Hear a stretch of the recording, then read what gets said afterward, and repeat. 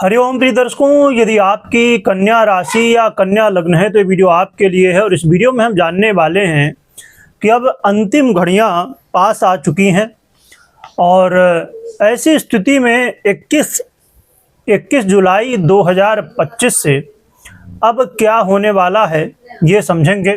कौन सी ग्रह स्थिति बनने जा रही है, सभी कुछ इस वीडियो में जानेंगे समझेंगे। प्रिय दर्शकों, 21 जुलाई 2025 को जो ग्रह स्थिति बनने जा रही है, इसके पूर्व ही ये स्थिति बनी थी, परंतु इस बार जो अब स्थिति है अंतिम अवसर है।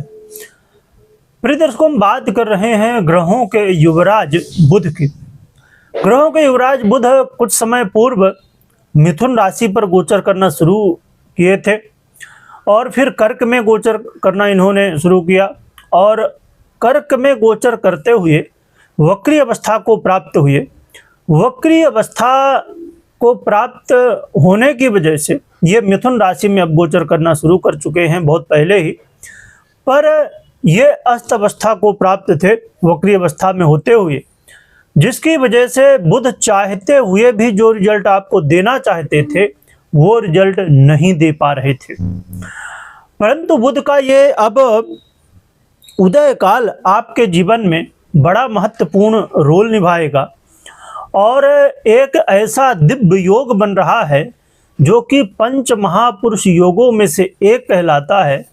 और यदि किसी की कुंडली में ये योग पूर्ण रूप से फलीभूत हो, पूर्ण रूप से यदि फल दे, तो व्यक्ति अपने जीवन में साधारण नहीं असाधारण सफलताएं और जीवन में वो सब चीज़ें प्राप्त करता है जो कि सामान्य व्यक्ति प्राप्त नहीं कर पाता है, क्योंकि एक ऐसा दिव्य योग है। और भी ऐसे कई बड़े और दिव्य राजयोग होते हैं जिनके प्रभाव से जीवन में व्यक्ति बहुत कुछ प्राप्त करता है, जैसे गजकेसरी योग इत्यादि ऐसे कई दिव्य योग हैं, मालव्य योग इत्यादि बहुत ऐसे बड़े राजयोग हैं जिनका प्रभाव यदि व्यक्ति को पूर्ण रूप से मिले तो व्यक्ति अपने जीवन में बहुत कुछ प्राप्त करता है। और रही बात बुध की, तो बुध ऐसे ग्रह हैं जो हमारे बुद्धि, वाणी, कम्युनिकेशन, एजुकेशन, शेयर मार्केट या जितने भी बौद्धिक कार्य हैं वो सभी में बुध का प्रभाव होता है। यहाँ तक कि हर एक व्यक्ति के ऊपर हर एक काम में बुध का प्रभाव होता है, क्योंकि बुध वाणी के अधिपति हैं और साथ में बुद्धि के भी अधिपति हैं।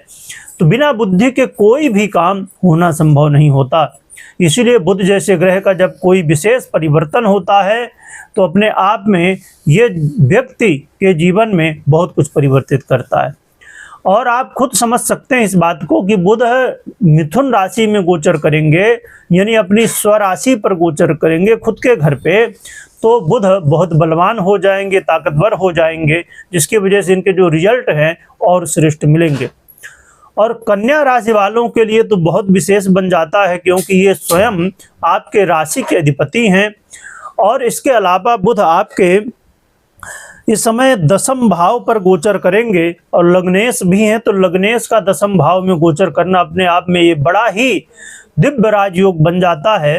परंतु ये बुध भद्र नामक योग भी बना रहे हैं जो कि बहुत ही श्रेष्ठ कहलाता है। और इसका प्रभाव जैसे मैंने कहा कि बहुत ऐसा प्रभाव देने वाला जो कि व्यक्ति के जीवन में वो सब कुछ प्राप्त करता है।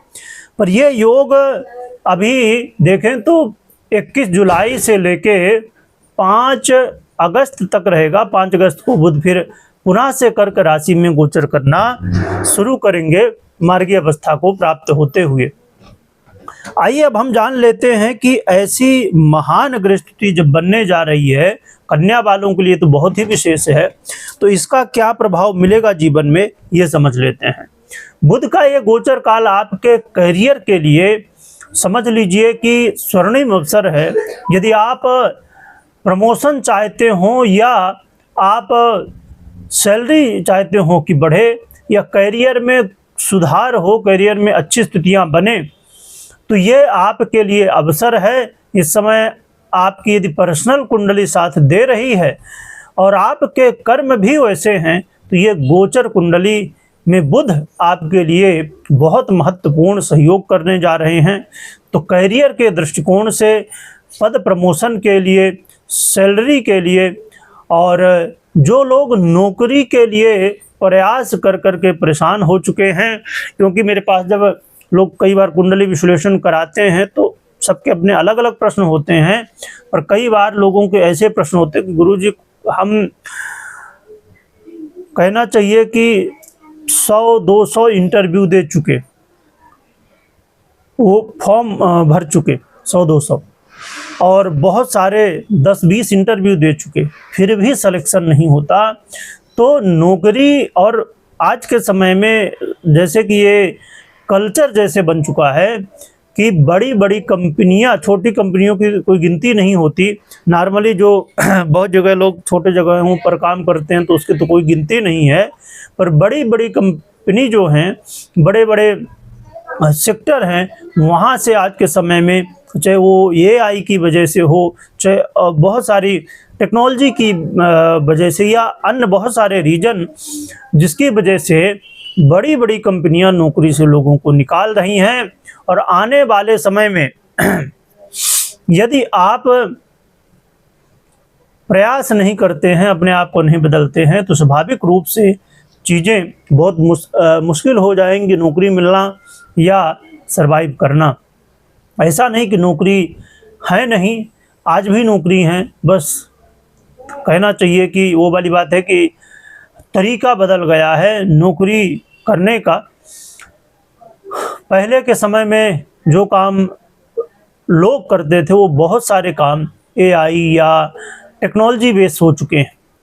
तो अब ज़रूरत है कि लोग टेक्नोलॉजी को समझे और टेक्नोलॉजी को यूज कैसे करना है, उसकी नौकरी मिलेगी, या बहुत सारी चीज़ें ऐसे। तो इसीलिए बदलाव के लिए ये समय आपके लिए बहुत अच्छा है, क्योंकि कर्म भाव में बुध रहेंगे और यहाँ से आपके जीवन में बड़ा महत्वपूर्ण रोल निभाएंगे ये, और स्वयं लग्नेश ही हैं तो अपने आप में ये बड़ा महत्वपूर्ण है। तो करियर के दृष्टिकोण से बहुत अच्छा है। आपका मान सम्मान भी बढ़ेगा, जहाँ भी काम आप कर रहे हैं तो वहाँ पर आपका मान सम्मान बढ़ने वाला है। और जो सहकर्मी हैं, जो जिनके साथ काम करते हैं, या बॉस, तो यहाँ पर सहयोग मिलने वाला है। और इससे आपके लिए देखा जाए तो कंप्लीट करियर में जो है तो सब चीज़ें धीरे धीरे अच्छी होती हुई दिखाई देंगी। तो ये लगभग 15 दिनों का समय है, आपको ज़रूर प्रयास करना चाहिए। इसके अलावा ये समय आपके लिए लर्निंग का भी है। यदि आप कोई नई चीज़ सीखना चाहते, कोई नई स्किल सीखना चाहते हैं, या आप जो कर रहे हैं उसमें और भी नॉलेज लेना चाहते हैं, तो इसके लिए आपके लिए ये समय बहुत अच्छा है। स्वास्थ्य में सुधार होता हुआ दिखाई देगा। यदि आप स्वास्थ्य की समस्याओं से परेशान हैं तो स्वास्थ्य में भी सुधार होता हुआ दिखाई देगा। और आपका जो कहा जाए कि निर्णय लेने का तरीका है वो बदलेगा, और आपकी निर्णय क्षमता बहुत मजबूत होने वाली है, और आपकी बुद्धि बहुत प्रखर होने वाली है, जिसकी वजह से आप ऐसे भी निर्णय लेंगे जो आपके हित में हों, आपको लाभदायक हों। तो बहुत ही अच्छा ये परिवर्तन है, और मैं यहाँ कहूँगा कि ज़रूर इसका बेनिफिट लेना चाहिए। हाँ, एक बात हमेशा ध्यान रखिए, यदि आप हमेशा जुड़े हुए हैं चैनल से तो आपको पता ही होगा, मैं हमेशा इसीलिए कहता हूँ कि अब जैसे हमने समझा कि बुध हमें बहुत अच्छे रिजल्ट दे सकते हैं, परंतु हमने यहाँ चर्चा मात्र एक ग्रह की है। इसके अलावा 8 ग्रह भी हैं जो कि गोचर में भी हैं, और इसके अलावा आपकी पर्सनल कुंडली बहुत इम्पॉर्टेंट है, क्योंकि 50% से लेके 50% से लेके 70-80% जो है तो पर्सनल कुंडली का प्रभाव होता है। तो पर्सनल कुंडली विश्लेषण के बाद ही कोई निर्णय लेना चाहिए। देखना चाहिए कि आपके बुध कैसे हैं, आपकी पर्सनल कुंडली में स्थितियाँ अन्य कैसी हैं, क्योंकि हो सकता है कि आप यहाँ तो समझ रहे हैं क्योंकि बुध बहुत अच्छी स्थिति में है, पर पता चला कि बुध आपकी कुंडली में नीच के हों, पीड़ित अवस्था में हो, ऐसी अवस्था में हो जिस में आपको अच्छे रिजल्ट ना दे सके। तो इसीलिए बहुत ज़रूरी हुआ करता है कि इस चीज़ को हम समझें कि कैसी ग्रह स्थिति है। क्योंकि अब समझिए 2 पहिया वाहन है, उसका एक पहिया यदि खराब है तो कैसे गाड़ी चलेगी। और हमेशा ग्रहस्थितियाँ 100% ज़रूरी नहीं कि वो बिल्कुल ठीक ही हों। जब आप गहराई में जाएंगे तो कई बार वही चीज़ें बहुत बदलती हुई दिखाई देती हैं। यहाँ पर मैं ज़्यादा नहीं, थोड़ी सी बातें बता देता हूँ। अब जैसे बुध इस समय 10वें भाव में है, इससे दिव्य राजयोग का निर्माण तो हो गया, पर यहाँ पर स्थिति जो भावगत है वो ठीक है, पर कुछ स्थिति भावगत अच्छी नहीं मानी जाती। कुछ यहाँ पर जो दिशा बल हुआ करता है वो बुध को प्राप्त नहीं हो रहा है। इसके अलावा अब जब आप राशि वाइज समझते हैं इस चीज़ को, तो यहाँ पर अलग प्रभाव आप देखते हैं, पर जब इसी को आप नक्षत्र वाइज देखें, आप कला वाइज देखें, विकला वाइज देखें, तो चीज़ें बहुत चेंज हो जाती हैं। और हमको लगता है कि अरे हमने तो ऐसा सुना था, ऐसा समझा था।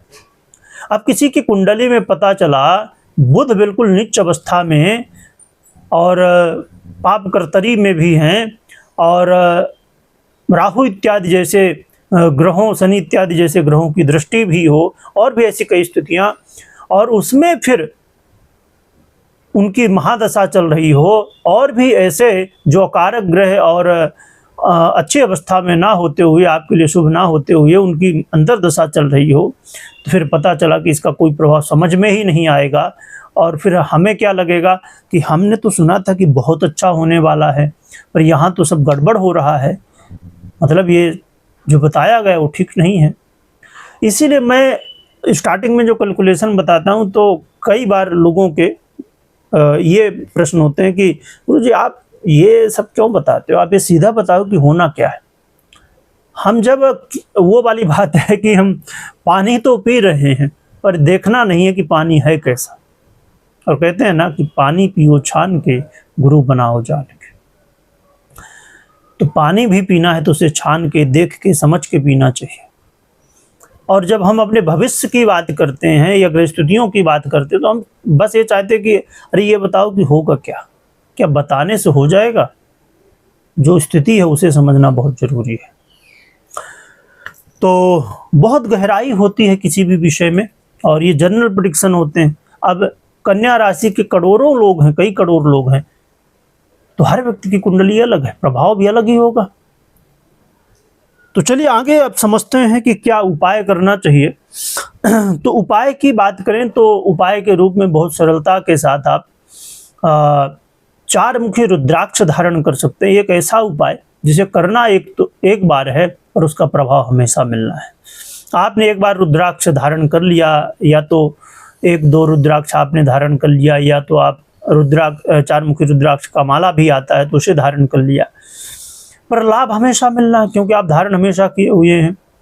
और साथ में गौ माता की सेवा करिए, गौ माता को चारा खिलाइए, आशीर्वाद लीजिए। और गौ माता की सेवा से बुध ही नहीं सभी ग्रह अनुकूल हो जाते हैं, सभी समस्याओं का समाधान होता है। तो ऐसी गौ माता की सेवा जरूर करिए। कमेंट में गौ माता की जयकारा लगाइएगा, स्मरण करिएगा। वीडियो देखने के लिए बहुत बहुत धन्यवाद।